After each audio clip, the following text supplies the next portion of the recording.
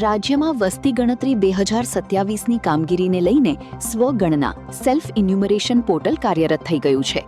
જિલ્લા કલેક્ટર અનિલ ધામેલિયાએ નાગરિકોને se.census.gov.in portal પર પોતાની વિગતો ભરવા તેમજ આગામી દિવસોમાં ઘરે આવનારા ગણતરીદારોને સંપૂર્ણ સહકાર આપવા અપીલ કરી છે. કલેક્ટરે જણાવ્યું કે તારીખ 17થી 31 મે 2026 દરમિયાન નાગરિકો સ્વગણના પોર્ટલ પર મોબાઈલ નંબર અને ઓટીપી દ્વારા સરળતાથી વિગતો ભરી શકશે. નોંધણી બાદ એચથી શરૂ થતો 11 અંકનો SEID મળશે, જે ગણતરીદારને આપવાનો રહેશે.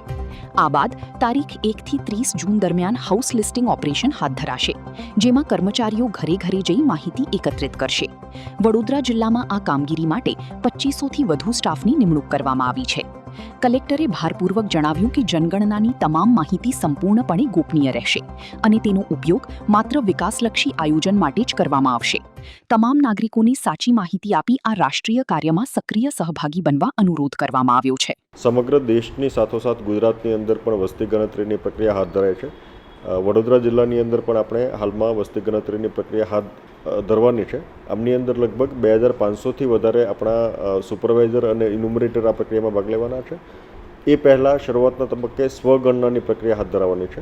સ્વગણના એટલે દરેક હાઉસહોલ્ડ પોતે પોતાની માહિતી વસ્તી ગણતરી સંબંધે આપી શકે અને જ્યારે ઇન્યુમરેટર એમના ઘરે આવે ત્યારે એમનો કોડ દર્શાવે, જેથી કરીને નવેસરથી એક્સરસાઇઝ ના કરવી પડે. સચોટ માહિતી આપણે ઓનલાઈન પ્રક્રિયામાં દાખલ કરી શકીએ છીએ. આમના માટે વધારે સમય પણ આપણે આપવાનો નથી. આપનો માત્ર 5-1 મિનિટ જેટલો સમય આપ આપશો તો આ માહિતી સચોટ રીતે આ માહિતી આપી શકશો. આમની સાથે એક લિંક આપેલી છે. હું તમામ નાગરિકોને અપીલ કરું છું કે વસ્તી ગણતરીની પ્રક્રિયામાં ભાગીદાર થાઓ અને એક વિશેષ કરીને આપણા સચોટ માહિતી વસ્તી ગણતરી માટે મળે. આ માહિતી સંપૂર્ણ રીતે ગોપનીય છે અને એમનો બીજો કોઈ ઉપયોગ કરવાનો નથી.